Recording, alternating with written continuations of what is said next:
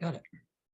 It being 4 o'clock, the agenda duly posted for the meeting and a quorum present, I'll call this meeting to the Shelburne Select Board to order and welcome everyone for attending. We have a busy afternoon catching up on things from that we pushed off today because of Juneteenth yesterday. I hope everyone had a good holiday. Thank you. First order of business is acceptance of meeting minutes of June 5th. Rick, have you had the opportunity to review them? Indeed, I have, and I found no issues with it. I too have found them in good order. And is there a motion? I would then move to accept the minutes as written. I will second that and we'll call this matter a vote. All those in favor, please signify by saying aye. Rick? Aye. Myself as aye, the motion passes. Have you reached out to Andrew just as a text or anything, Terry? No, I'll try calling him. Okay, thank you. Department liaison reports. Rick, you're now with the police department. So do you have anything to like to pass along? Yes, I have actually three, and I'll give you a quick report on all. For the police department, I did have a tour of the building, got to see the emergency office as well. Very impressive, and one of the most impressive things I saw was how much the chief and his staff and his men did for free to benefit the construction, and they did a heck of a job. I had a wonderful meeting with the chief. We went over a whole bunch of things, but most importantly, we established a line of communications process so that he and I will talk regularly and stay in front of all the various things that come before him that I need to bring back to you. He is one of the things, or a couple of things we discussed were the patrolman and the cruiser issue. And he is on our agenda for later, so I'm going to leave those for him to lay out rather than going over it twice. With regard to town hall connection, I've met with Terry almost every week since being elected, and what a fountain of information is she. I touched base with Joe, the town clerk. I've been unable to catch up on days I'm up there with the treasurer as yet, so I haven't spoken with her, but nothing to report on that front. With regard to the Veterans Center, I reached out. I haven't been able to connect there, but what I did find were broken links between our website for the Veterans Center and what actually is current today. I got all the corrections laid out for that. There was a broken link to a page that didn't exist anymore and things like that, so people didn't have a prayer of finding what they were looking for perhaps, and Terry was able to make all those changes for me, so that's now up to date. Awesome. Good work on that. Thanks. That's all I have. All right. I have several areas to report on. The Emergency Management Planning Committee met last week. Main topic of discussion was upcoming trainings to kind of become in compliance with the regulations for town employees regarding the incident command system and understanding basically it's what they're called ICS 100 and 700. They're basically the basic ground blocks of incident management that is recognized nationwide. So everyone speaks the same language or has the same concepts rather than one person calling it one thing and another person calling it another. It tries to keep everybody on the same page. And we're talking about some strategies to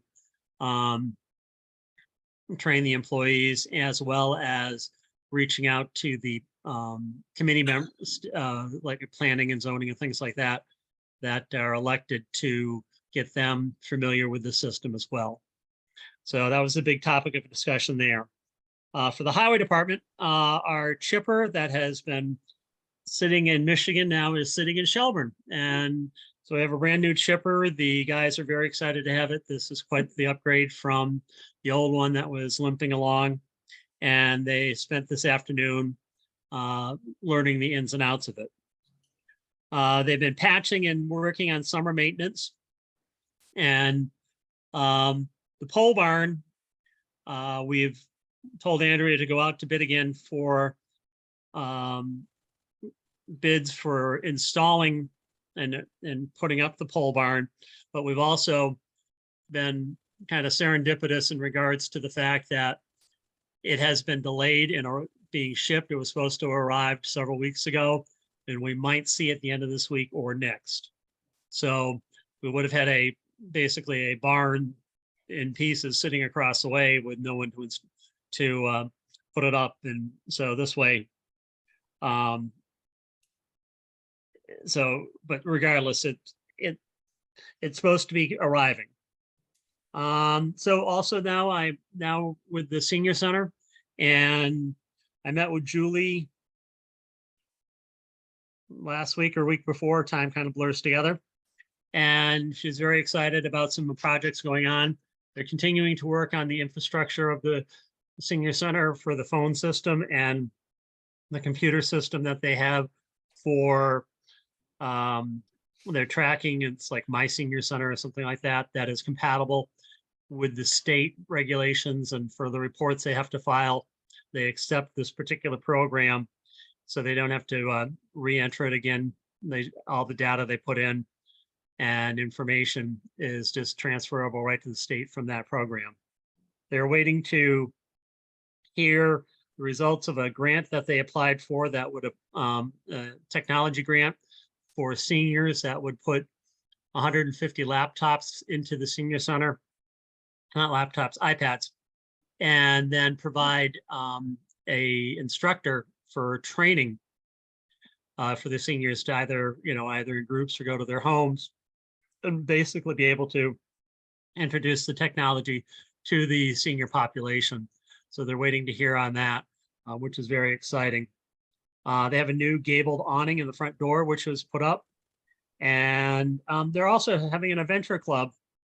Starting in July, they're going to be doing a mountain coaster up at Berkshire East. And then in August, they're going to be over at the band shell with a croquet and mocktails event. So that sounds like a lot of fun. I don't know when the exact date in August is, but when I get it, I'll let folks know.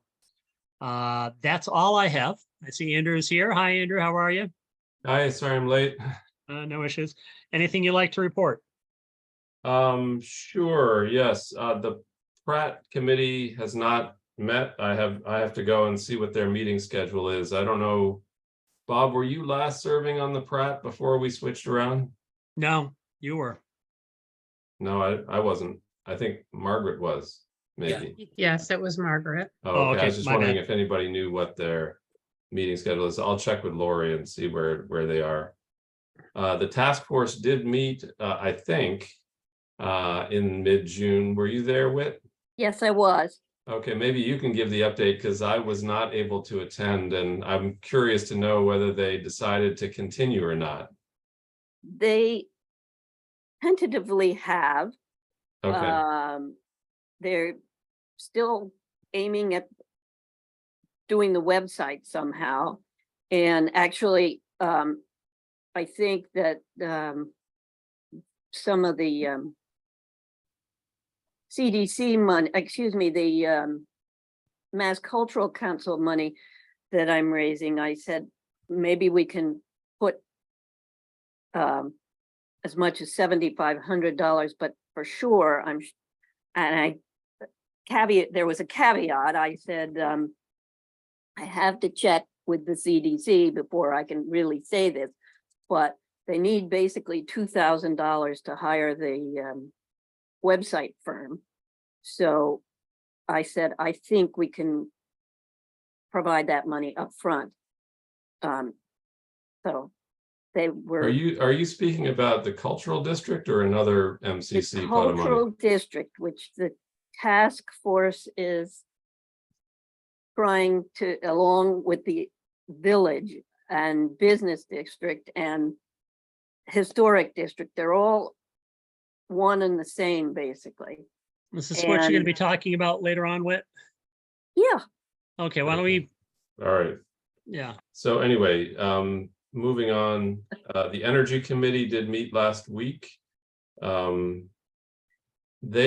don't know if they've been in touch with either of you, Bob or Rick. I encourage them to meet with you to review they're starting to finalize their proposal for essentially for private management of the lighting system.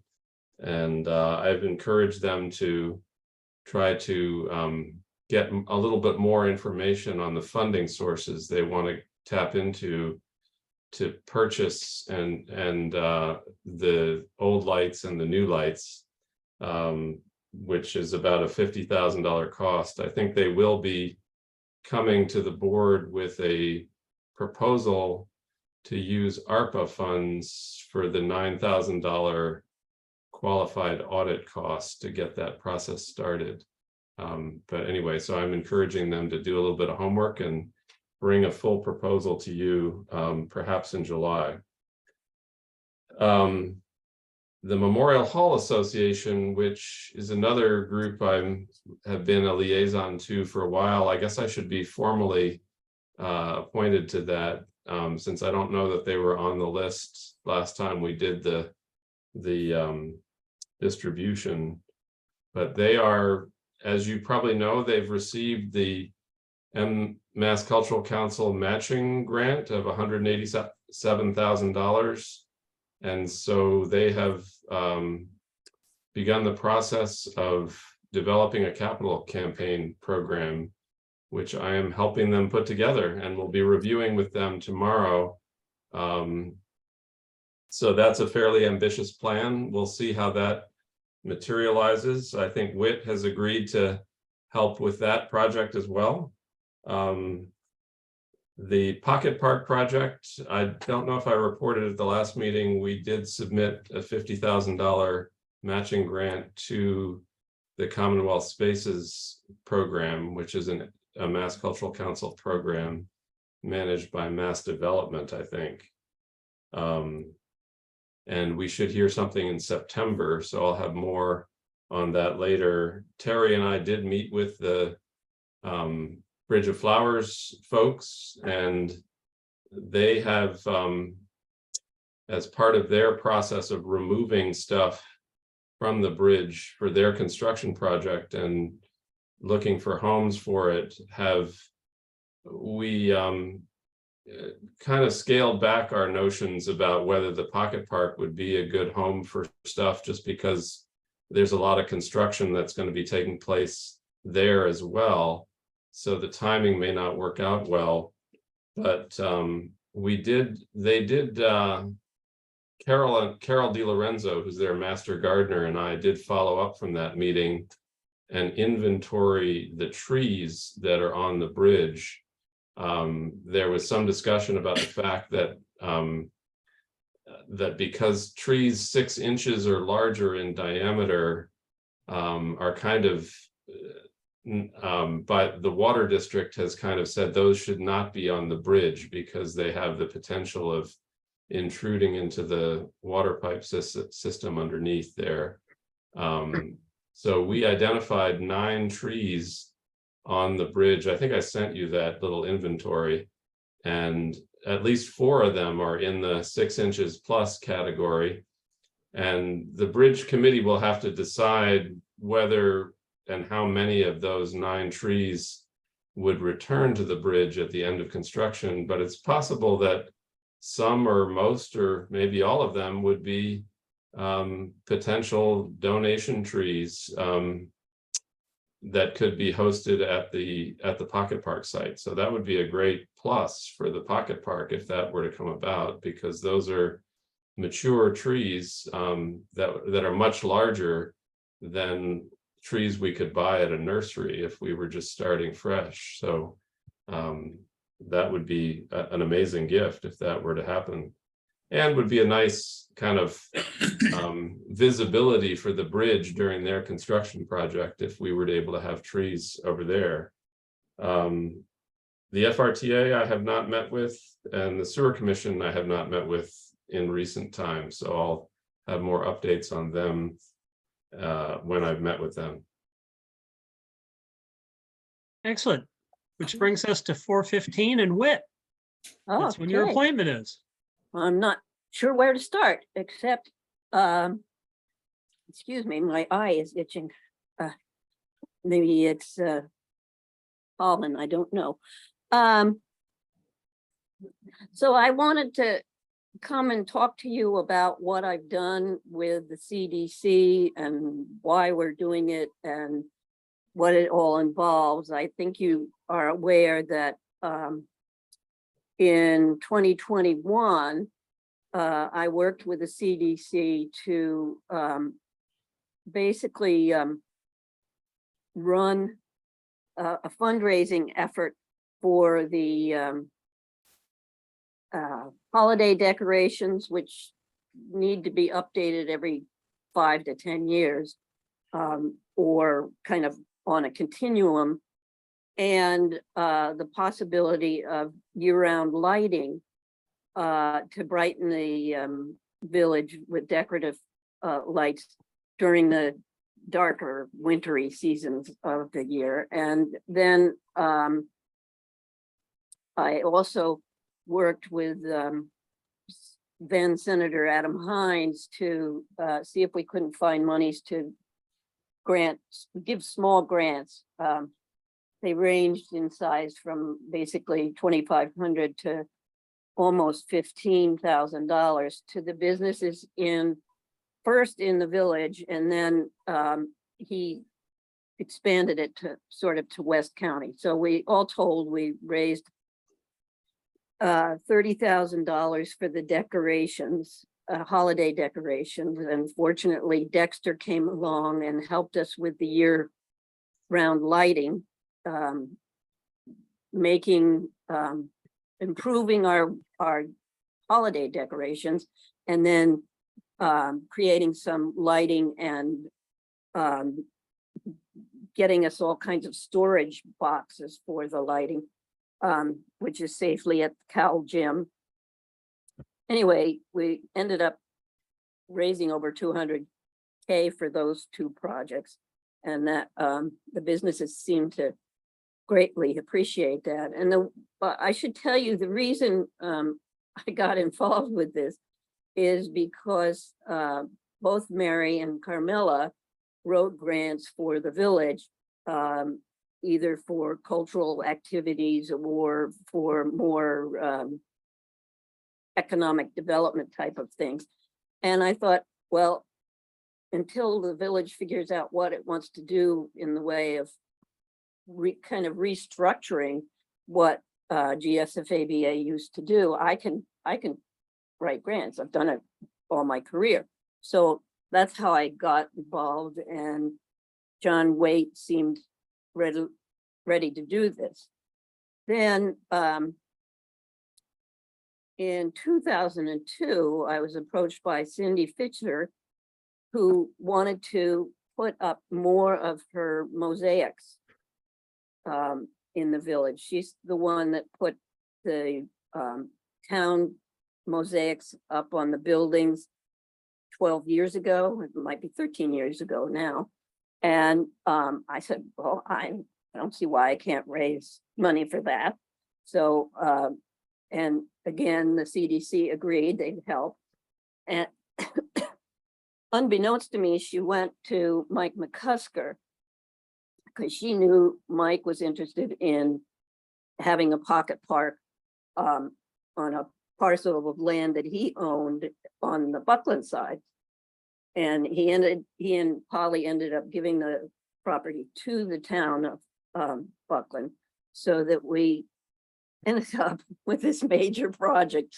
And so far, we've raised about $155,000 for that pocket park and for the mosaics. The pocket park is going to be developed in 2 phases. And so right now we're just raising monies for the first phase, which would include ramps. So the pavilion that would be built would be handicapped accessible.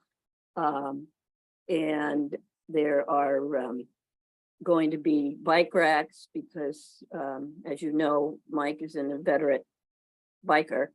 And actually, so is Cindy, which I didn't know until she came to me.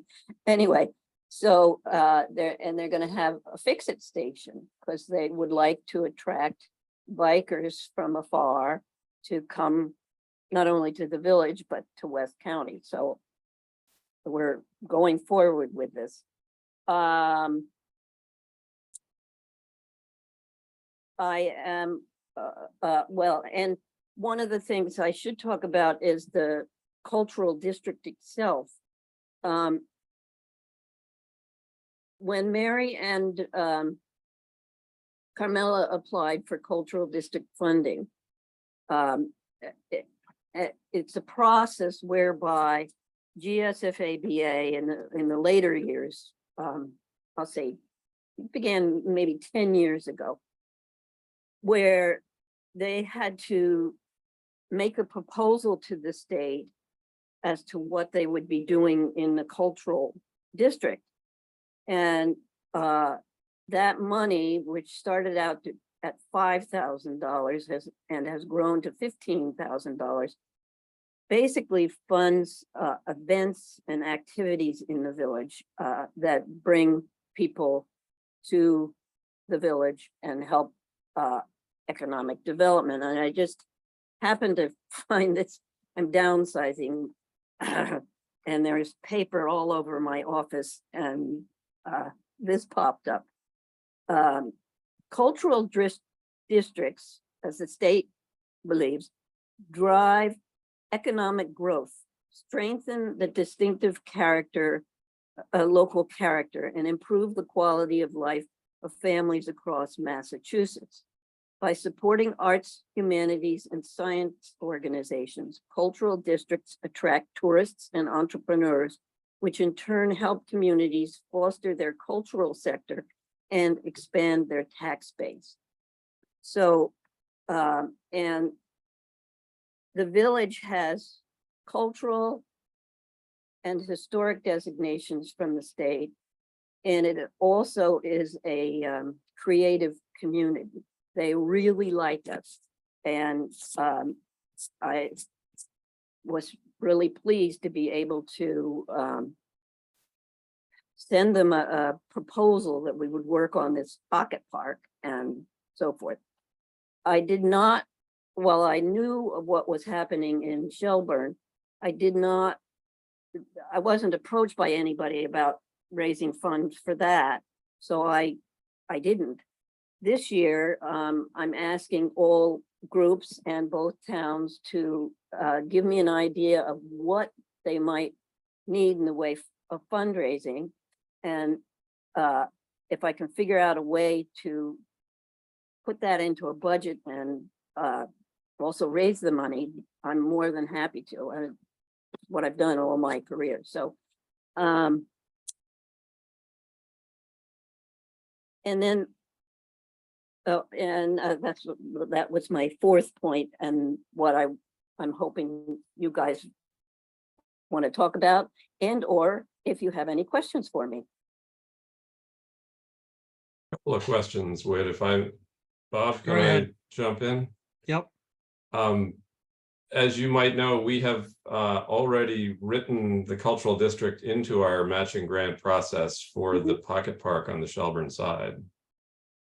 And so we, as a general rule, when we collaborate on many things with the town of Buckland, and we like to do that in the spirit of equity and fairness, and each of us pulling our weight together. And usually 50-50, though in some cases it's a different percentage if there are, different weightedness to our participation. But in this case, I would be looking for kind of a equal percentage approach in supporting our two pocket parks on either side of the river, since we have both those pocket parks have been identified by the task force as priority projects through the process that the task force undertook over the past year. And that is the only group operating at present that has some semblance of representation of village constituencies. So, you know, I sort of move forward on that basis when I put together the matching grant application to Commonwealth Spaces. Right. My question, I guess, is twofold. One is, I believe the cultural district generally asks for support from each town in the application it submits. Is that not true? No, it asks for the village, because it's the village that is the cultural district, not. But you the know, village is not a legal entity of any kind. It's a sort of, that is true, it's a figment of all of our imaginations. but that is the designation. It's for the village in both. I understand where the geography is, but when we apply for block grants in the village, we describe that same geography, but each town submits a grant and seeks support from the other town and that sort of thing. Well, then I don't understand your point in that we do the same thing. I'm doing the same thing with the CDC. Right. It's not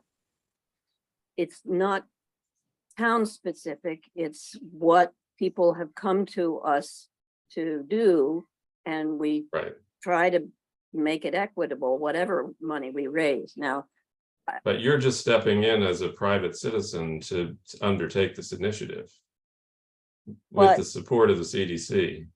yes, and the cultural district took us forever to get the state to recognize the business association as the recipient of cultural district monies, that annual 15K now. Mhm. So, it was part of the business association's budget, so therefore it spent it the way it felt was most appropriate for the village.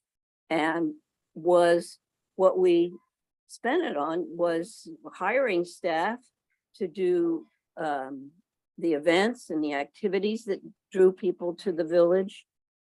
We did the website with that, again, paying the staff to do this, because it really didn't, none of that works very well on a volunteer basis, even though you can get it done, but. So, This is your 2-minute warning. So Okay, Whit, so Whit, my question was really whether or not, how does the town engage with the cultural district? I don't know, that's up to you. All right, well, let me tell you then what my recommendation is, that we engage in a spirit of equity and fairness with our fellow town that represents the other half of our cultural district. I think you do that already. I don't know. Well, 15,000 went over to the Buckland side for their pocket park last year, and we're requesting the same thing this year. I can't guarantee that. I don't know what the CDC would think. And Well, I, you heard it here first.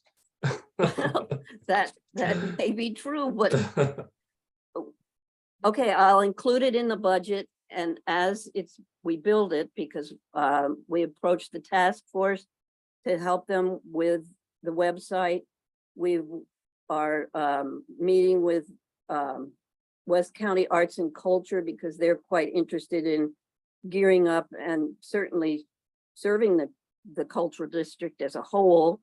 And I don't know what they're going to be thinking about, but all comers are asked, and we'll see what we can do, because funding, I would say,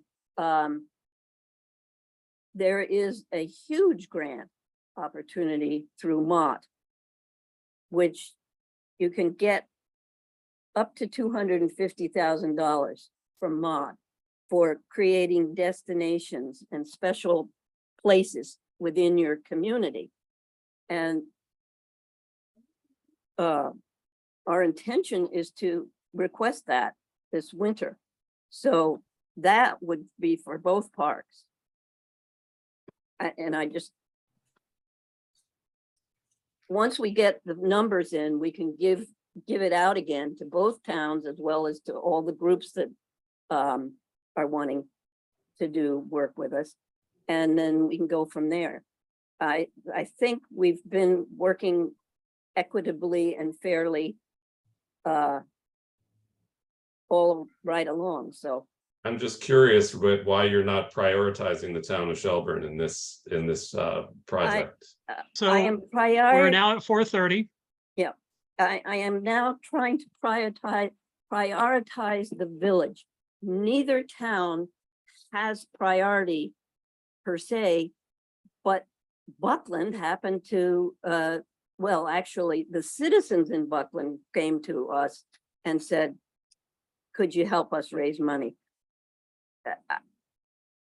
So, I don't all know. right. I can't answer that clearly for you because you don't seem to understand that I'm not talking about towns. I'm talking about the village as a whole, to help the businesses, to improve the arts and cultural district, etc.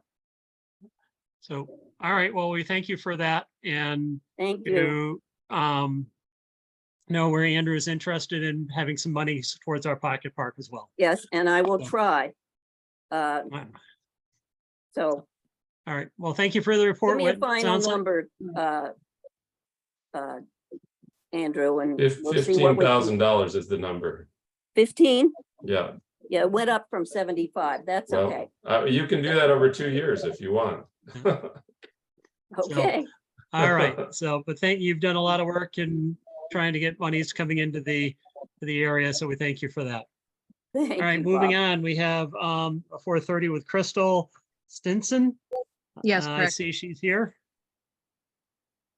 So, Crystal. Hello. I'm here to talk about the Porch Festival, and I'd love to first introduce Paul, who's also here. Paul, would you like to tell the story of how the Porch Festival came to be? Just my stepmom and my daughter during the pandemic wanted to do something, that people can do during the pandemic, and so they brainstormed the Porch Festival, and I sort of helped out the first year and to make it happen. And then my daughter's a teenager, so the next year she didn't really want to do it, but I wanted to keep it going, so I just kept doing it. Now this is gonna be the 4th year. Over the 4 years, the festival has grown quite a lot. There are currently 12 porches in both towns and about 8 businesses, so 20 locations that are interested in hosting musicians. We have musicians coming from music schools, from the Academy at Charlemont, from bands that are friends of ours, and some that are traveling from further. There's quite a range of music. There's local folk music. There's string instruments. There's comedy that Paul does. There's reggae. There's all kinds of different music. So it's quite fun and a good day for everyone to be able to walk around the village. I think a lot of people actually really enjoy sitting and listening to the music in front of the houses because we have such beautiful Victorian porches, and it's kind of fun for people to see that side of town that they might not normally walk through.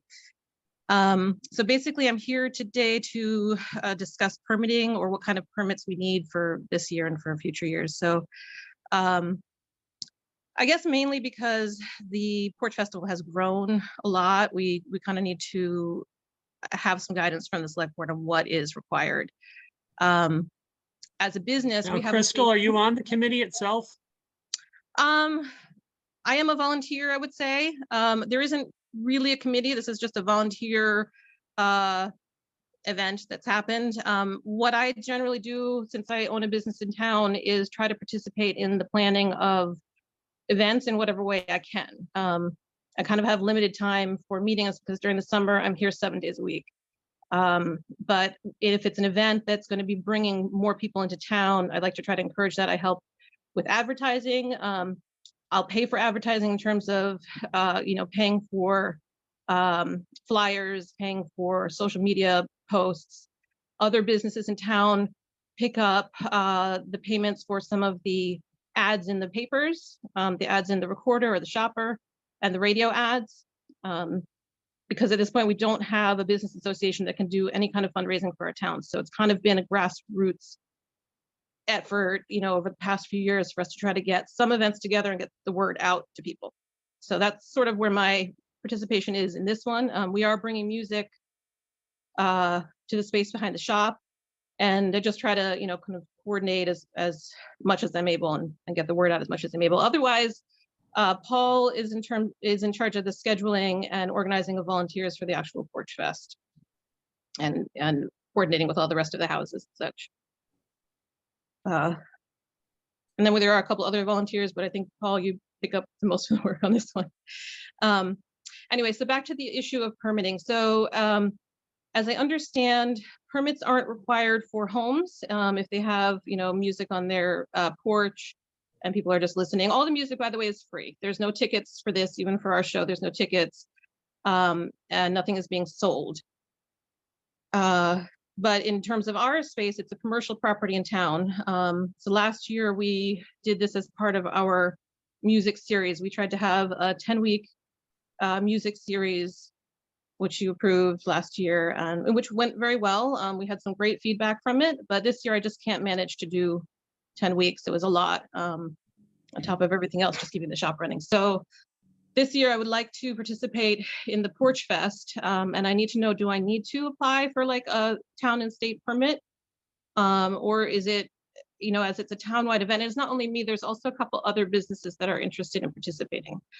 So Terry is our resident expert on permits. Is a couple of things, is it free? Or will they be like accepting donations? And is any of the music amplified? I guess I would say in terms of free, the music is all free.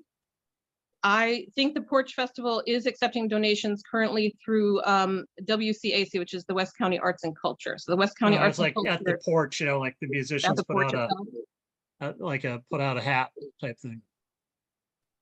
Can you answer that, Paul? Yeah, I mean, we are okay with that, and most don't do that, but we historically have approved of people who want to do that. So Terry is our resident permit expert. I think it's fine for the residential area, the downtown area. Typically, if we were having entertainment, individuals would be licensed by the board. I had suggested to Crystal that she come in and ask the select board to consider this one-day event as part of the Arts Walk Porch Fest and not issue individual permits for each location. I'm assuming that the commercial locations all have the permission of the business owners or the building owners. Correct. And honestly, the Porch Fest itself is volunteer basis. So the musicians themselves don't get paid. My feeling is that musicians have been hit hard by the pandemic, perhaps one of the, the most difficult industries to make it in through the pandemic. So I want to make sure that musicians are paid. That's one of the reasons why we actually hire a band. We do pay them. And I think there are a couple other businesses that are interested in doing the same thing. They will organize and hire their own music, but it will be free to the community. I'm hoping that in the future, Porch Fest in general will be able to offer stipends. There are some grants in the works, and it may be that in the future, musicians can be paid for the event, especially because a lot of them travel. So not only are they donating their day, but they're actually paying for gas to get here, and it's costing them money to spend a day in town. So I really hope, in the future that we can kind of have just a general stipend for each musician. But in the meantime, sorry, back to the first question was, are they accepting money? Does that change the permitting? Like, should we not ask, should we tell them not to accept tips? Bob, if Go I ahead, may. Andrew. I mean, my general take on it is not so much, whether they're passing the hat or not. And it's more a question of scale and impact. So I guess what I would recommend to the board is, in this case, because the event is free, relatively small scale and low impact, that we grant the commercial applicants a license to have a one-day event, but waive the fee. And I should say, full disclosure, that I'm the father of Paul's partner there. So just as part of my select board disclosure requirements there. But that's my general take on it. Just that if this were a larger scale event, and you were expecting to generate some major revenue, and you might have some major parking impacts on the town, there might be amplified music issues.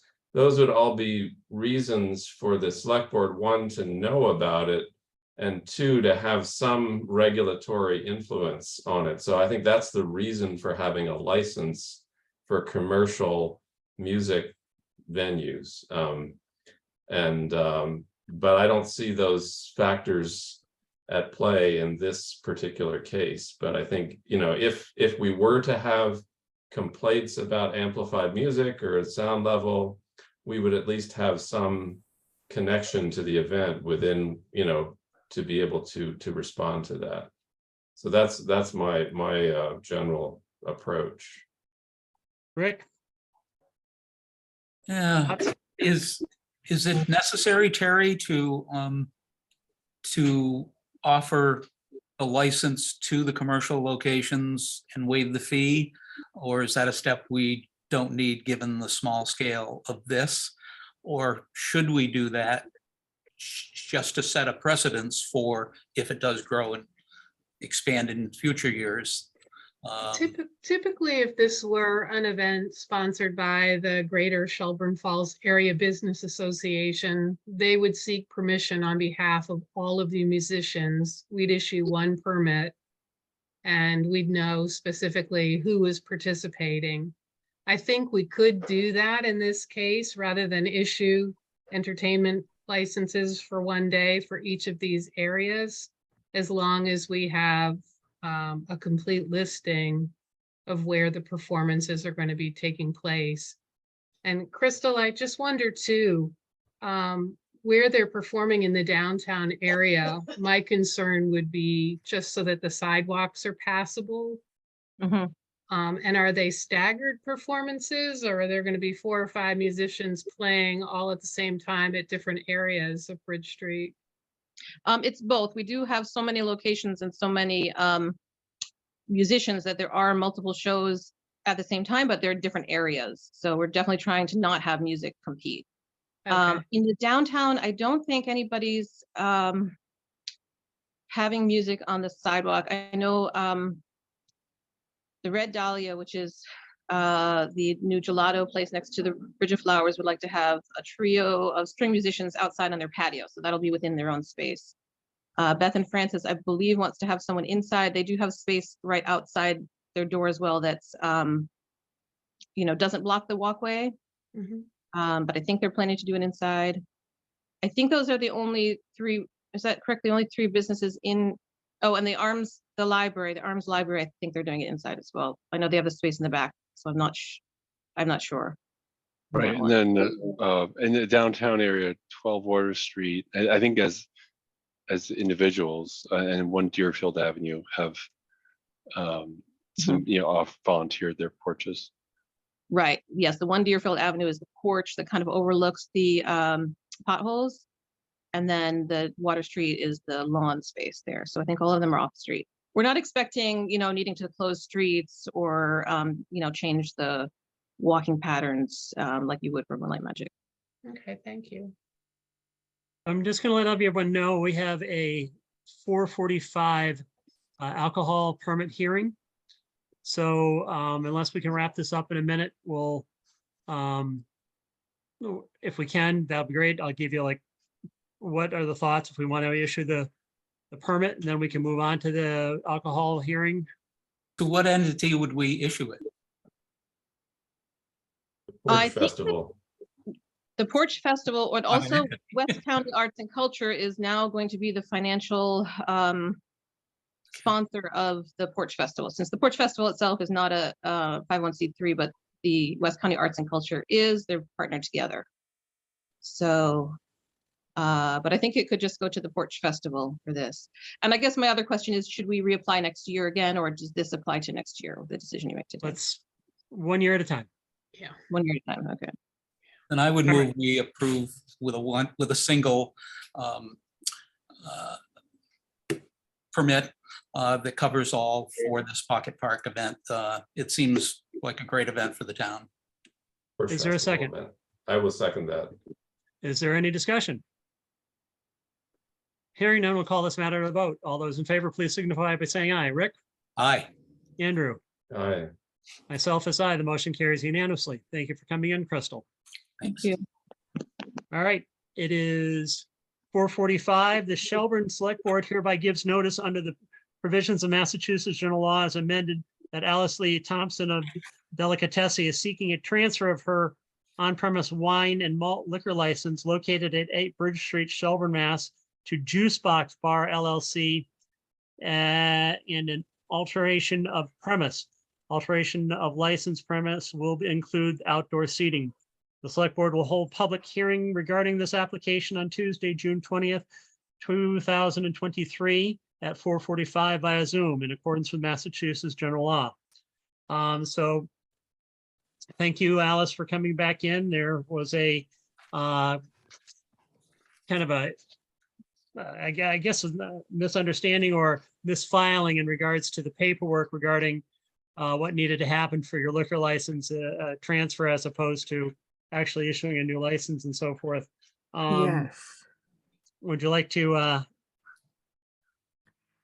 Yeah, it's just it's just a matter of a different form that I had to submit. So the same thing is happening. It's just a new form. It was an amendment before, and it's a transfer of a license now. So it's a little different. So we had to go through the whole process again. I was having deja vu. I said, I thought we did this already. Yeah, everything is the same. It's just the form was different, and we just had to resubmit everything, including this whole process. So I apologize for that. No But Who knew? yeah, yeah. At So- the time, an amendment seemed like a good idea, but because Alice was going from a sole proprietor to an LLC, ABCC wanted it to be a transfer.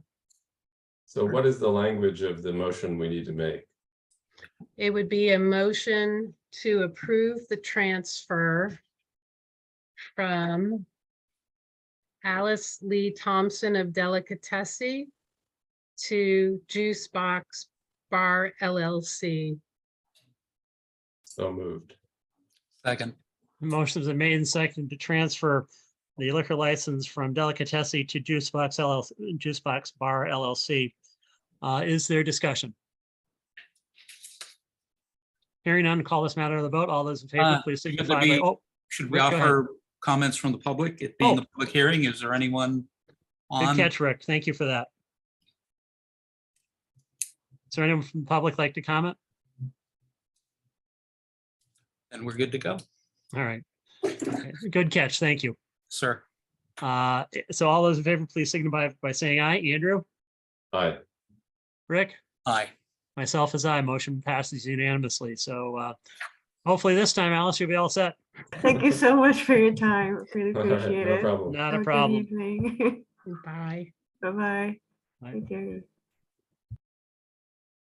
Greg, do you want to jump in early or do you want to wait till 5?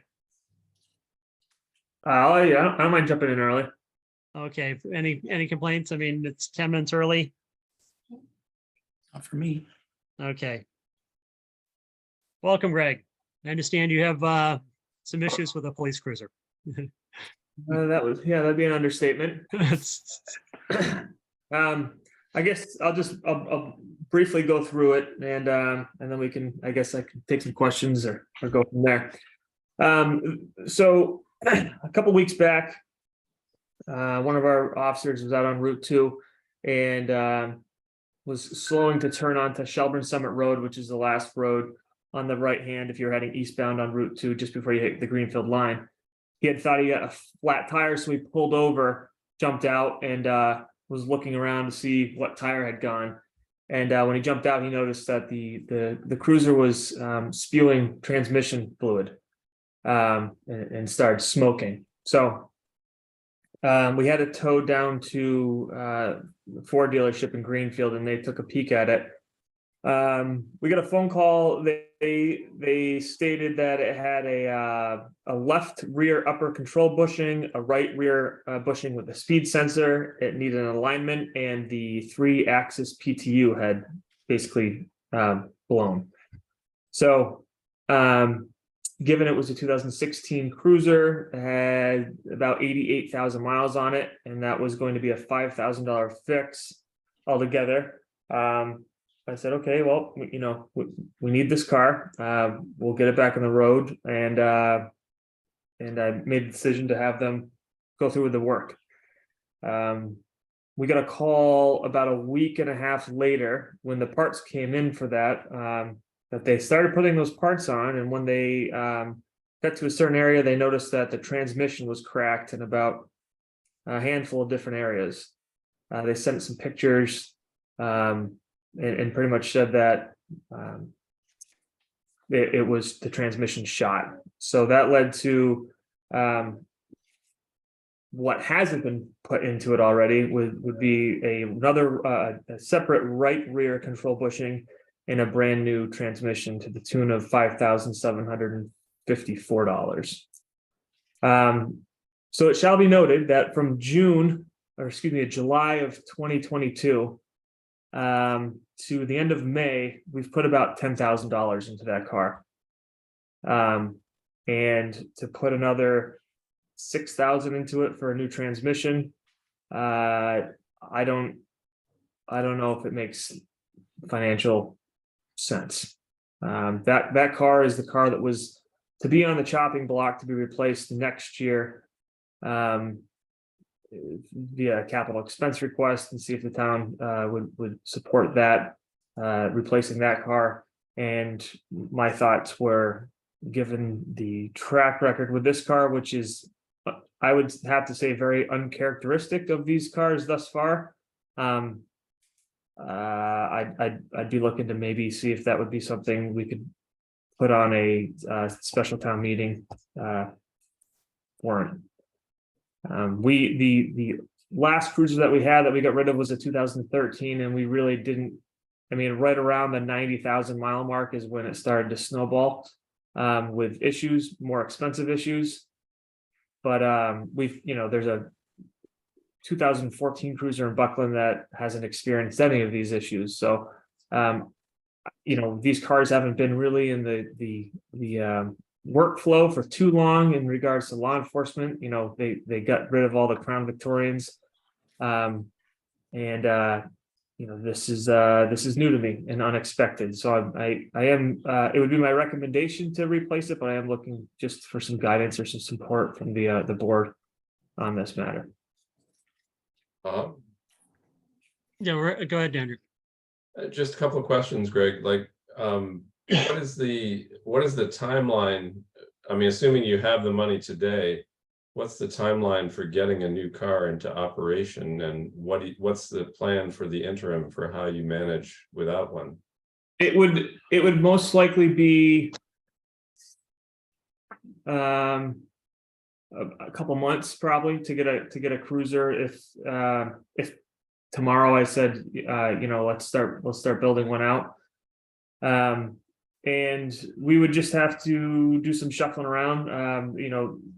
The town's gracious enough to let myself and Tim have a take-home cruiser. Given we're basically on call all the time, we would just kind of relinquish that availability for a period of time while we got this situated. Okay, so you do have wheels to work with then. Yeah, for the people you need. for sure. Okay. Yeah. And Terry, what's your thought about a special town meeting? When would we be able to organize something like that? Well, we do need to have one to reduce the amount of money that was voted in the police budget. So we could schedule something for August, early September. I'd have to check with both the town clerk and the moderator. There's also, I think, approximately 75,000 in the vehicle stabilization account. So it would be a transfer from stabilization for a new vehicle. Okay. I did do in the, just having my ducks in a row here, I did request a quote through the company that we utilize for purchasing cruisers, MHQ out of Marlborough, Mass. And their quote came back to the tune of $70,000, which I called back and reworked down to about 62. The problem is I think I mentioned this last year, is that the baseline price of a police cruiser, and I can show you if you'd like, I can share my screen. I have the quotation side by side, but from the last car that we got a couple of years back to this car that we would potentially get, or even compared to the one that Buckland had purchased a year ago, there's about a $8,500 difference just in the base price of the vehicle alone before you start equipping it. So, One other question just about the equipment. Is there any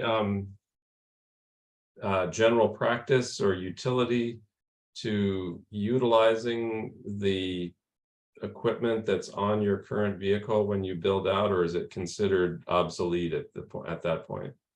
No, we'll try to use every bit that we can. The problem has been in the last couple years is the fact that they keep changing the body styles and interiors of these things.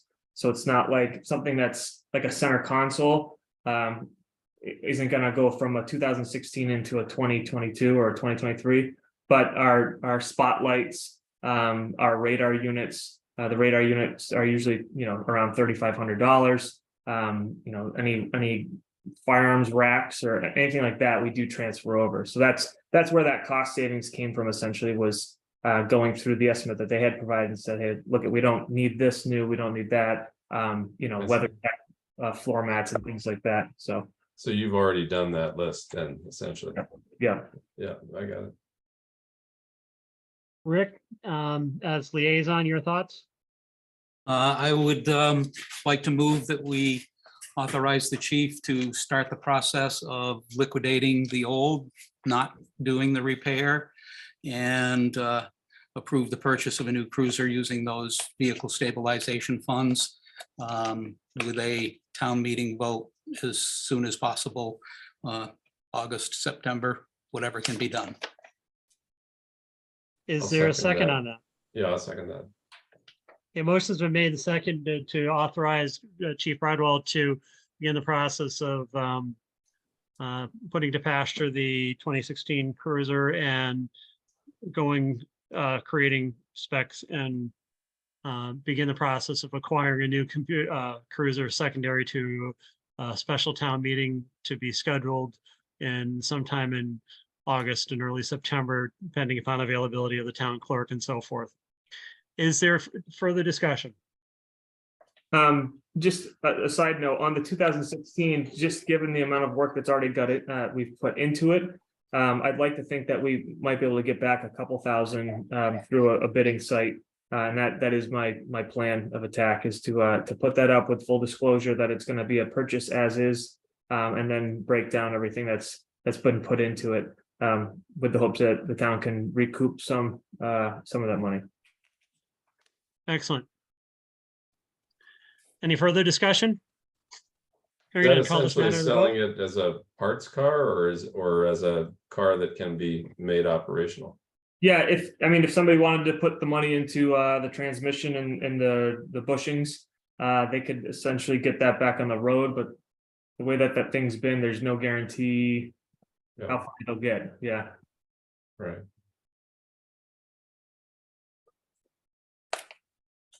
I'm all set. All right, very good. So all those in favor, please signify by saying aye. Andrew? Aye. Rick? Aye. Myself is aye. Motion carries unanimously. So we'll get that moving for you, Greg, in regards to looking at special town meetings to transfer funds. And I'd like to think that with the way that the other cars have been going, just as a side note, Shelburne, the police department's notoriously been on this kind of 3-year rotation where we look at our cars. And I honestly think, with the exception of this car that just kind of started to deteriorate at an astronomical rate, we might be able to stretch the rotation out a little bit more. Obviously, if this was to pass, we would not be putting in for that capital expense request next year, and we'd be able to put off, that another request for a cruiser. I'd say, closer to 4 or 5 years. So, Hey, excellent. Yep. All right, and you wanted to talk about the patrolman position. yes. I'm not quite sure what I can disclose on here in regards to too much of anything, but I do have kind of a punch list of recommendations that I think that would be beneficial to perhaps narrow down the applications that we have to a more manageable number. If that makes any sense. How many applications do you have? 6. That's good. Well, congratulations. Yep.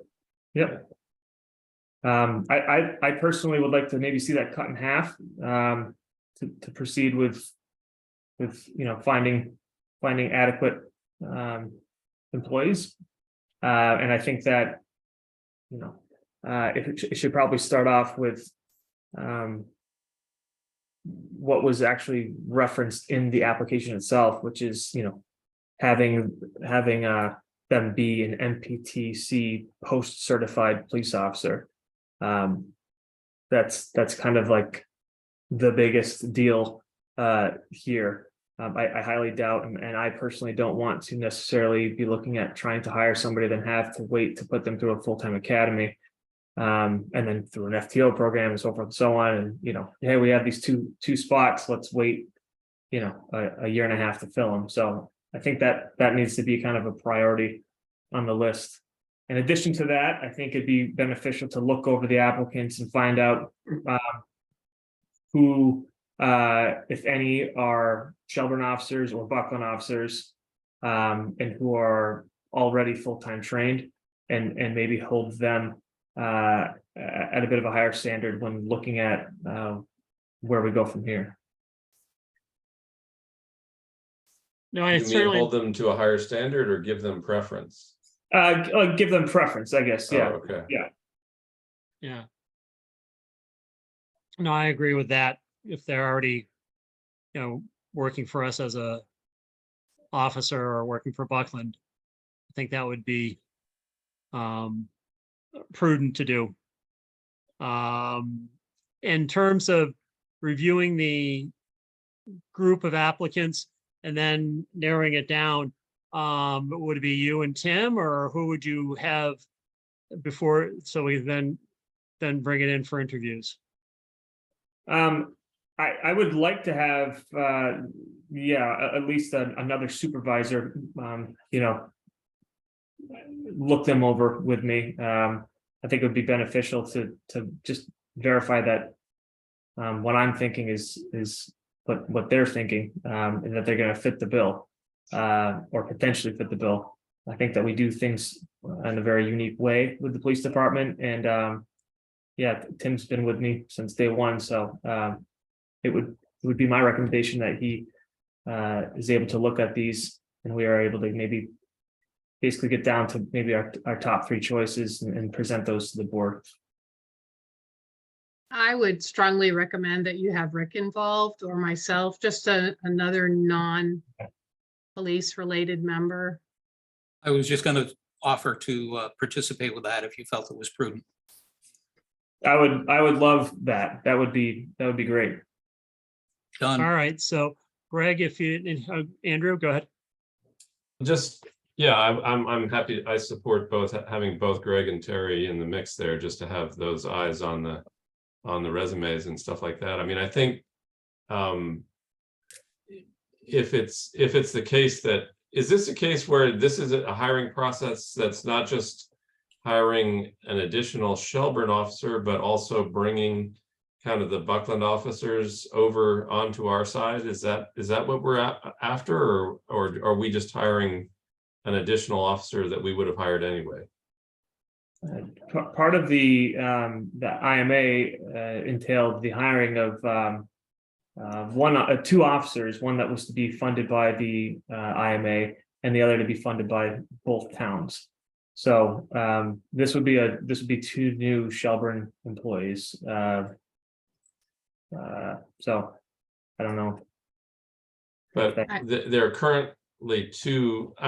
So here's the thing: if we were not in an IMA,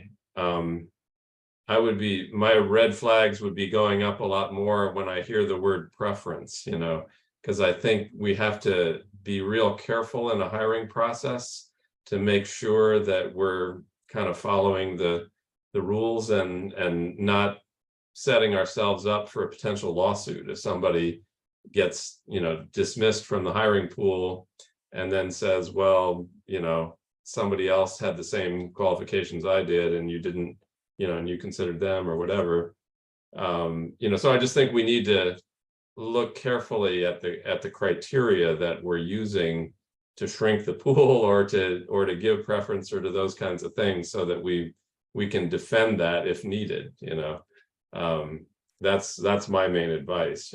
But because it's an IMA with Buckland, I'm not opposed to having a kind of preferential approach if there are Buckland officers in the applicant pool. But I would say we still need to have a defensible standard that we can use in evaluating all the applicants. Yeah, I agree, Andrew. I think that maybe perhaps Terry and Rick and I can establish what those are going to be and present them maybe back to the board. I guess my thought process was, if there was any Buckland applicants within those applicants, they're going to be Shelburne employees come July 1st. So that I guess preference was a bad word. My apologies. Okay, no, I just want to make sure we're not setting ourselves up for anything involving legal money. Yeah. Yeah. Appreciate it. Well, I'm sure you want to move forward with that at some rate of speed here with all you have on your plate. So you tell me when and I'll be there. Great. I was gonna say, yeah, there's no need to, I would say, for a vote for the board. I mean, we've kind of got it hashed out. So you and Rick and Terry and Tim can work together on coming up with some form of time, and we look forward to having the applicants presented. Okay. Great. I'll get right on that. Expect some emails from me. Okay. Excellent. Anything else, Greg, while you're here? What is today? I was gonna say have a nice weekend, but we're not there. Tuesday. No, it's Tuesday. I got nothing for you. Okay, excellent. All right. All right. Have a good one. Thank you, Greg, for coming in. Take care. Bye. Thanks. Bye now. All right. That concludes all of our appointments. So we'll move on to old business, patrolman position. I believe we talked about. Is there anything else we need to talk about? No. Okay. Streetlights have been tabled. Andrew made a report that they're putting together a list of private funding sources for potential takeover. Pocket Park, Andrew, anything else you'd like to add? No. Okay. West County Senior Service District Board of Managers appointees, that's been tabled. We're still kind of looking for. We have two individuals interested for the Shelburne role, but it's my understanding that no one from Buckland or Ashfield has stepped up. That is my understanding as well in talking to Julie. So at some point, we'll have to figure out where this is going to go if they're not willing, if they can't find anybody, and what the next steps will be. Well, just on that note, since we will be starting a new fiscal year in July, if there were 4 people from Buckland and Ashfield raring to go, what would the timeline be for making this new board operational in terms of relieving Shelburne of the responsibility for the senior center? According to the legislation that was approved, they have to submit a plan to the town of Shelburne, to the select board, that gets approved before we release the department into there. So I would say that they have a full year to make this happen, so that the next fiscal year, if in fact the district is up and running, they could be running separate from the town. So even under the best of circumstances, we're pretty much in the chair for the next fiscal year. Is that Yes, the- that was the plan, Yeah. that Shelburne would be the fallback. Yeah, This didn't get off the ground. okay, so they still have a year to get their act together then. Yes. Yeah, well, less than a year, because they would have to hash Right. out a proposal and bring it to us before the start of the next fiscal year, but yeah.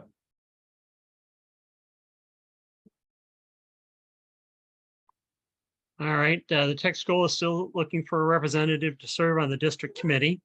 Anyone been out fishing for that recently? No.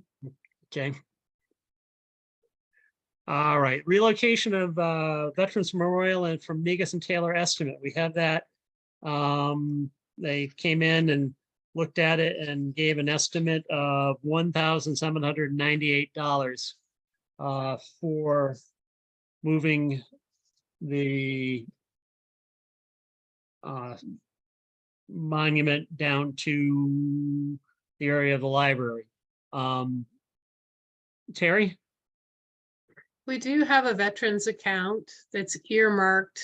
We keep quite a surplus in it because we never know how many veterans will be in need of receiving veterans benefits.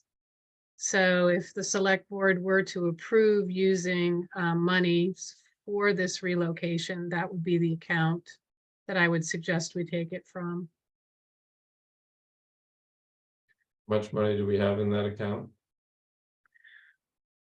I want to say 10, 15,000. I didn't bring that balance with me, but it's something that would revert back to free cash at the end of June 30th if it's not allocated. Oh, I thought you said that was like a running accumulation that we. No, every year we appropriate a Oh, sum of I money see. Oh, okay. for So, veteran services. oh, okay. So at this time of the year, we'd be pretty safe in drawing out of that money because not much likelihood that we're going to get it called upon for veterans uses. Yeah. That is correct. Right. So this would be a good time to draw that down then. Well, I would move. Well, one more question before I move. Can we take Negus and Taylor's proposal without seeking other ones, or not? Yes, it is well under the threshold for, it's reasonable, under $10,000, we can do that. Okay, then I would move that we approve that Negus and Taylor to be our contractor to move the monument to the library and pay them out of the Veterans Fund. Is Second. there a second? Motion's been made and seconded to authorize Negus and Taylor to move the Veterans Memorial Monument from behind the Buckley Chamberlain Elementary School to Arms Library as they graciously offered a location. Is there further discussion? Hearing none, call this matter a vote. All those in favor, please signify by saying aye. Rick? Yeah, aye. Andrew? Aye. Myself as I, motion carries unanimously. All right, Rick, public comment portion of the board. Yes, I thought that just from experience on previous boards, that item number 10 on our agenda, public comment, might be well served for people reading it when they see it online, when they see it posted at the town hall, to appreciate that it's an opportunity at the discretion of time allowed with possible limitation, time limitation, just a small qualifier after that was my suggestion. You have specific language you want to bring forward to us to add to the, I mean, we could, if we all agree to it, we could post it on the bottom of the agenda. Yeah, that's all I'm suggesting. So yes, the wording I would suggest following public comment is, as time allows, at the discretion of the chair, comma, time may be limited. Just something that tells people it's an opportunity to speak as possible. Okay, so that's just sort of putting in writing what our current practice is. Correct. That my understanding is that's what we do anyway, right? For the most part, yes. I think it just tells people who may want to come and speak about something that there is limitation. That's all. Or potential for limitation at the discretion of the chair. Correct. Yeah. Terry, do you have any advice on this? I don't have any problem with it. All Yeah, right. I mean, I'm fine if we want to have a written notice at the bottom of our agenda to that effect. I'm fine with that, Rick. Okay. I would so move that wording, Terry. I think you jotted it down. Yes, I did. I would so move. Is there a second? Second. Motion's been made and seconded to add to item 10 under public comment as time allows and at the discretion of the chair, and time may be limited in regards to remarks. Is there further discussion? Hearing none, call this matter to vote. All those in favor, please signify by saying aye. Rick, Aye. Andrew, Aye. myself as aye, motion carries unanimously. Is there any other old business to come before this board? Moving on to new business, we have newsletter guidelines. Rick, you submitted a page with some guidelines and thoughts for the newsletter. Andrew, have you had the opportunity to look at that? I apologize, I have not, no. But Rick, tell me briefly what that's about. Okay. Well, as you know, it comes actually from my my life experience. My background, as you know, I have a mass communications degree. I spent 5 years as news and public affairs director in radio, and I spent 3 years in a weekly newspaper here locally. The newsletter is now a domain and the responsibility of the select board. It uses a town email address. It asks all departments, boards, committees, and commissions to send updates to the newsletter and what they're working on for publishing.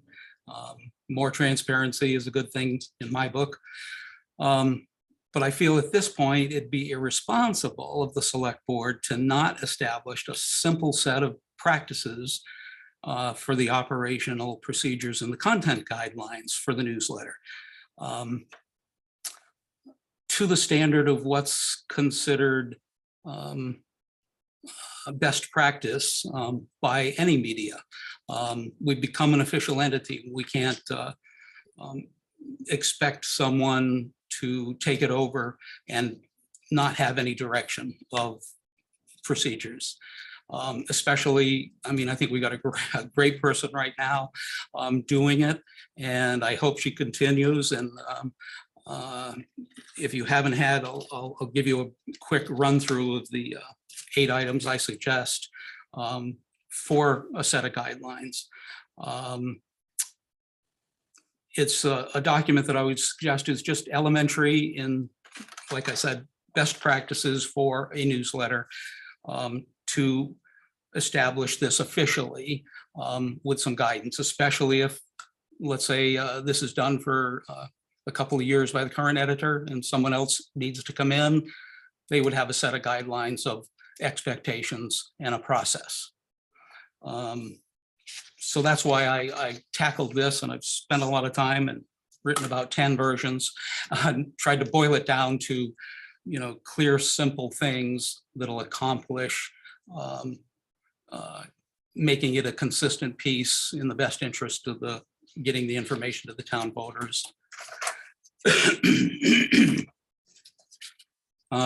Would you like me to briefly go through the item? Only if you want us to take action tonight. I'd just as soon defer it to the next meeting so I have a chance to read it, and maybe have Tricia have a chance to read it and comment on it, since she's currently in the editing chair. Mhm. Seems like it'd be a courtesy to let her weigh in with her 2 cents as well. That's okay with me.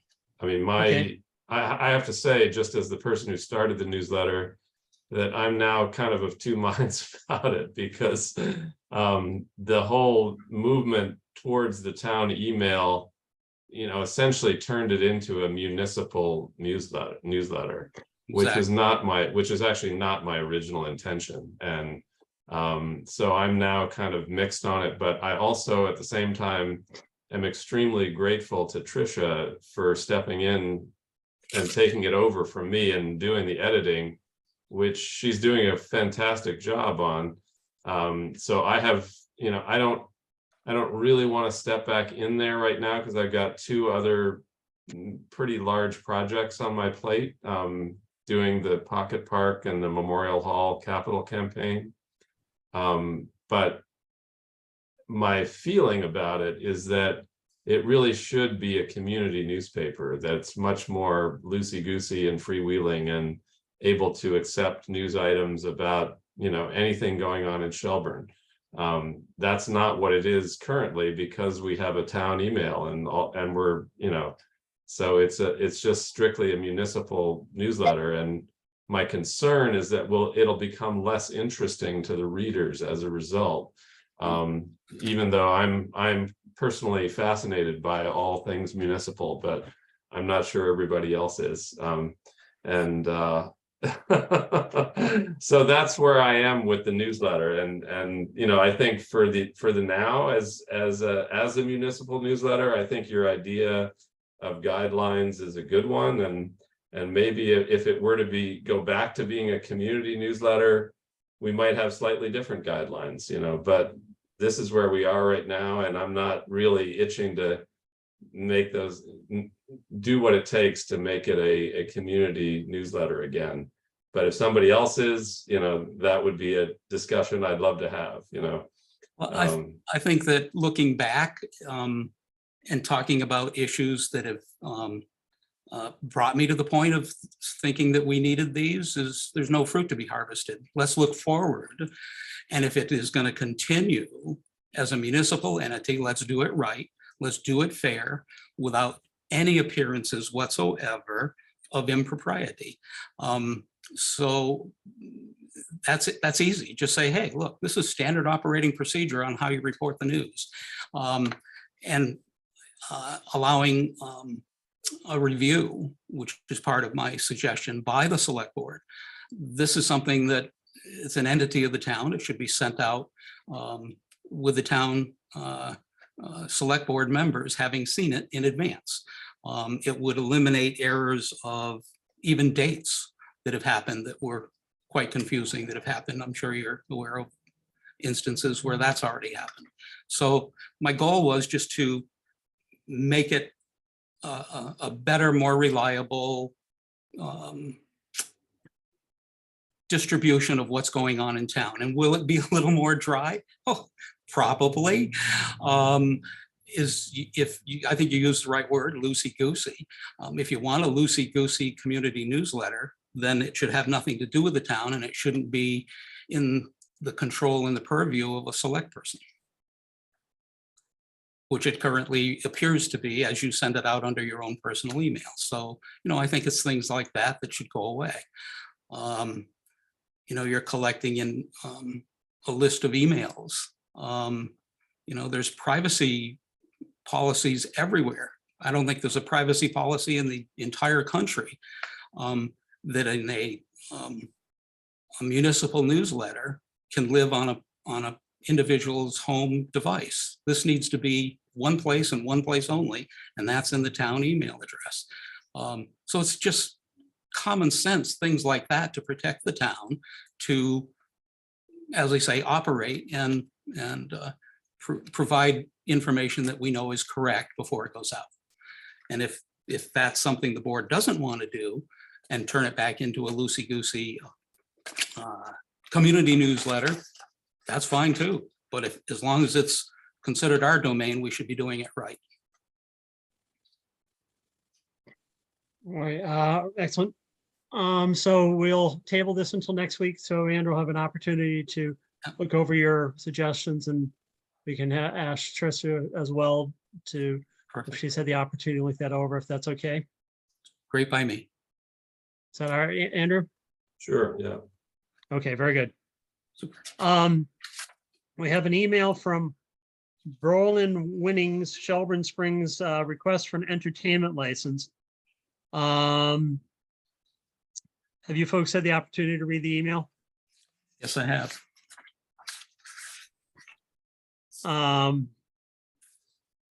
So it outlines pretty much what they'd like to do, and the location is, in terms of neighbors and things, there shouldn't be that much of a concern. But Terry, usually don't we have them come in person to make the request?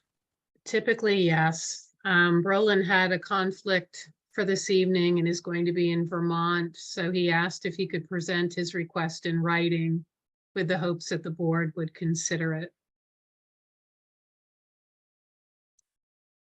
I did speak with him personally. I have witnessed, I wouldn't call it an event. I've been there on a Friday evening and they've had a DJ. It's a class operation and I wouldn't have any concern with it. If the other board members feel that you want to stick to an in-person request, that's fine, but I would have no concerns whatsoever dealing with it from the email that he outlined, I think very coherently, the pros of or absence of cons in granting them this license. Andrew, your thoughts? Maybe Terry, if you can describe for me what the parameters of the entertainment is going to be taking place underneath this license. Is this just weekend events, or is it anything, anytime that they want to do, or? Well, because it's a boutique hotel, I think it's going to be on occasion. It's not going to be nonstop, but it could be anything from comedy, poetry, magic, small theater. They have a small outdoor patio and then an area inside the building that they would dedicate. I just happened to pick up on advertising of entertainment, and I reached out to them and said, hey, did you know that you need an entertainment license? And he was very embarrassed and sorry he couldn't be here this evening. But I don't think they're going to be planning on having any rock concerts, anything like that. It's more of a chic boutique feel to And their. they don't really have nearby neighbors, do they? No. No. And he Yeah. did say in his detailed email that you have that 10 p.m. would be a cutoff, and that it would be most Thursday through likely Sunday. Thursday through Sunday, 5 to 10, something like that. But certainly not every week, as he did mention. I have no objection to that. I really have no objections either. So is there a motion? I would move that we grant his request for a entertainment license with the Is there a stipulation. second? Second. Motion's been made and seconded to grant Broyland Winnings with the Shelburne Springs. Shelburne Springs an entertainment license for their location at their new boutique hotel on the Mohawk Trail. Any further discussion? Hearing none, call this matter to vote. All those in favor, please signify by saying aye. Rick, Aye. Andrew, Aye. Myself as I. Motion passes unanimously. Moving on to any other business. We have our next meeting on July 17th at 2023, which would be at 5:30 via Zoom. Something that popped up into my head, Andrew, when you were talking about being on the capital campaign for the Memorial Hall Association. Have you checked with ethics? Make sure you're okay with being on capital campaign for the Memorial Hall and being a selectman? I Select board will member? do that. I've made clear to them that I'm not planning to ask anybody for money. So my role in it is purely advisory, as I've been a kind of a liaison from the board in regard to the kind of the public funding side of the capital campaign. So that's really the role that I've been playing. But I've made clear to them that I'm not going to be asking any private citizens or companies for money. Okay. Very good. As long as that we make sure that you don't get caught up in any of that component. Any other business? Yes, I have two quick things. The Energy Committee met last week and asked or recommended that Doug Engel of 21 High Street be appointed to their committee. I did see that, yes. Any thoughts on that, gentlemen? I don't know the person. That's their recommendation. I have not met him either. He was not at the last meeting, but he comes well recommended by the chair, so I accepted the recommendation. Okay, do we want to put that in the form of a motion? Yeah, I'll move that we appoint Doug Engel to the Energy Committee. I will. Second. Excellent, thank you. And it's been seconded. Is there further discussion? Hearing none, call this matter to the vote. All those in favor, please signify by saying aye. Rick, Aye. Andrew, Aye. myself as aye. Motion passes unanimously. Thanks, Doug, for willing to take part in town committee. Just on that note, I should also say that we did receive the resignation of Emily DeVoto. She's building a house on the Buckland side of the river and moving over there in the next several months. So we thanked Okay. her for her service. That letter should go to both the town clerk and the select board, not to the committee, because we're the appointing authority and this town clerk follows up with who's on what I'll let committee. her know. She didn't actually give us a letter either, so she just Oh, verbally told us that she was leaving the board. okay. But do you want to contact her or do you want me to let I her can do know? that. Yep, Okay. I can do that. My last item is we've been trying to track down a date with Donna McNichol to have that flea market discussion meeting. And it would be approximately an hour long. And she threw out July 13th, which I believe is a Thursday, and wondered if you all had availability for late afternoon, early evening. I gotta look at my calendar. I'm good. It'd be okay. As long as it's late afternoon. It's, in theory, I'll be having chemotherapy that morning.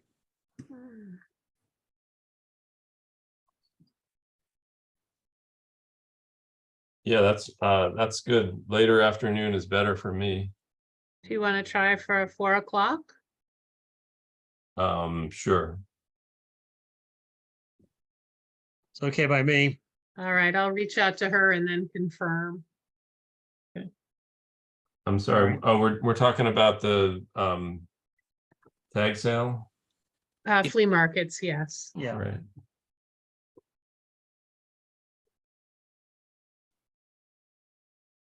And all right, any other business? Moving on to correspondence, I see that we have none listed. Which moves us to noteworthy news from the Shelburne Select Board for the town newsletter.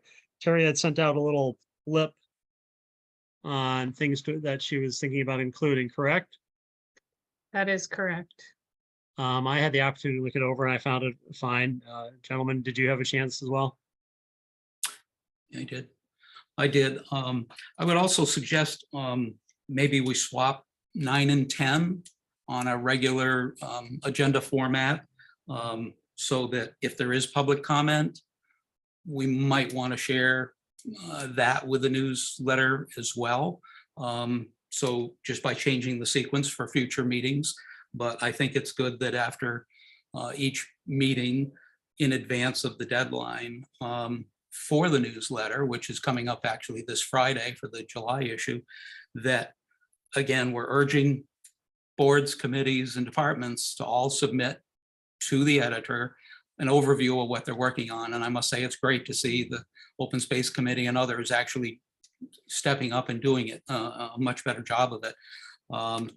But I've noticed that there hasn't been anything technically from the select board.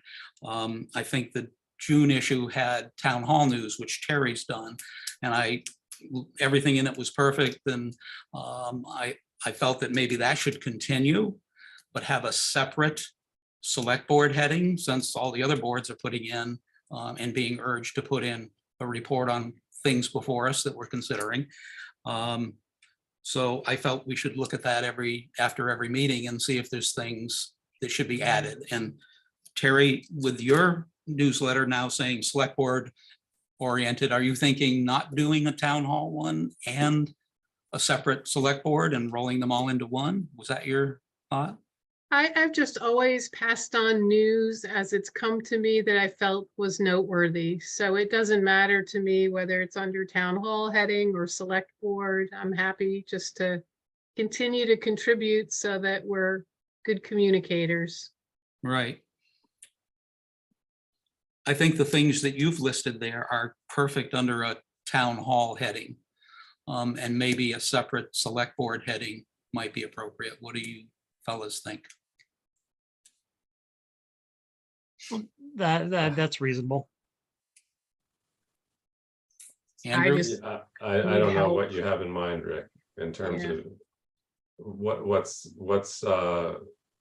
Well, I'll give you an because I example. mean, the stuff that's in our agendas is kind of distributed across all the town departments, and we are liaisons to those departments. So we could report on all of it or none of it, or it doesn't matter that much to me, but I'm not quite sure what you're getting at. Well, here's an example on the planning board. When this newsletter started to get more formalized, the select board, the planning board decided, okay, at the end of each meeting, we'll discuss what items we might want to include in our snippet. And in fact, I think the editor has given each of the boards and commissions a limit on characters or lines or words. I don't know how it's being done, but I understand there's some limitation. So it's a formalized thing. So the planning board said, okay. And at the end of our meetings, all of the last ones that I was involved with during the completion of that last term, we'd kick around, okay, we talked about this. Should we mention it? Nah, who cares? Talk about this. Yeah, we should mention that. The administrative assistant would write it up, but the planning board members decided not to review it as a group, but rather just have her send that to the chair. And if the chair felt it was all accurate, that it would get sent on to the editor. I was thinking something similar might work for us. Again, I'm the new guy. I'm getting calls on everything. And I said, and they go, well, what's this all about? Never heard anything about it. Well, I think there's things that we could just mention the status of a few things of importance that the general public, not all the other boards and committees, might find some interest in and be aware that is happening as a result of select board action. Again, just trying to get more out there. We all, hopefully we all read the Recorder every day, and they have a great relationship apparently with North County and Greenfield and South County, but there's never anything in it about West County. Why that is, I have no clue, but so the public, I think in Shelburne has a little vacuum of what the select board's being brought to. or is being brought before the select board. Well, if I were to guess what that is all about, because they do have a West County stringer, her name's Bella Lavavi, Yep. and I think she takes Mondays off. So I think that's perhaps one reason why we get short shrifted on the West County notebook, is that typically those notebooks that, cover the different corners of the county come out of select board meetings. And I think she's not attending our select board meetings on Monday nights. I think we lose out on the West County notebook, but I don't know, Terry, if you have a different take on it, but that's my reading about that. Yeah, we really haven't had coverage since the pandemic. Yeah. But so could you give us an idea of like, what would you add to the newsletter for this month, Rick? Just knowing what you know. I think I would mention that we've approved the moving of the veterans. I think they called it a Buckland War Memorial or something, but that's not what it is. I think we should give it its proper name. I have a picture of it that says what the name is, but just that we voted to approve moving it from its obscure location at the elementary school to a more prominent location. That'd be an item that when people see excavation going on in both places and equipment, there will at least be some people who know what's going on. Just things like that to keep people in the loop of interesting things that are happening that right now, basically us four, Missy, and anyone watching on Falls Cable would be aware of. Just things like that. Rick, I'm happy to have you be kind of the newsletter hawk and capture the things that Terry might have missed and make sure they get on the list. I have no problem with that. I'm okay with that. It's in terms of Terry has really good judgment. She is able to capture the important things and be able to has done yeoman's work in previous passing along whether town hall or select board stuff, basically coming from the administrative side of things.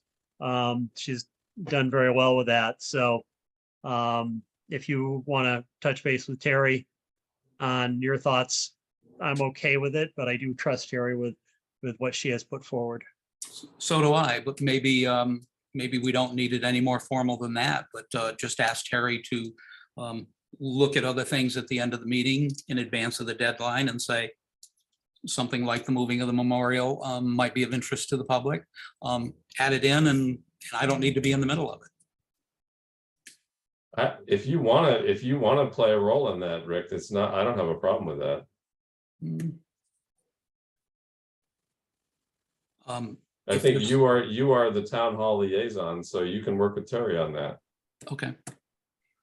Very good. We'll make a procedure that'll work and not be bothersome. I don't want it to be that. All right. Okay. So you guys don't want to vote then, or to have any input? I think this is at the end of the meeting. Yeah, just kind of a consensus of what we're yeah, we're good. Okay, good.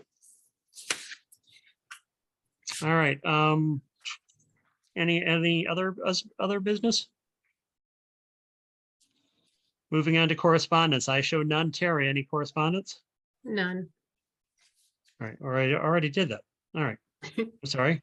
We're on to public comment. Is there anyone from the public that would like to make a comment at this point?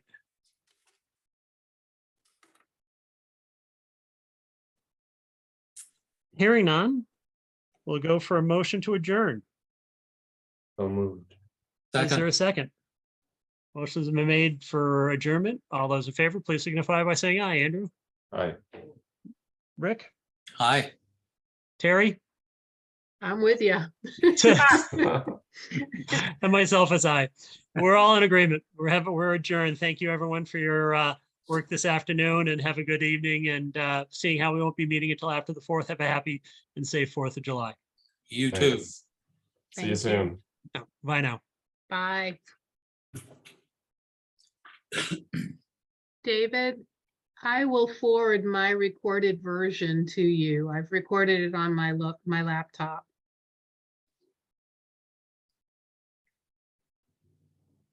Oh, well. Have a good rest of your evening, folks. Night. All right, good night.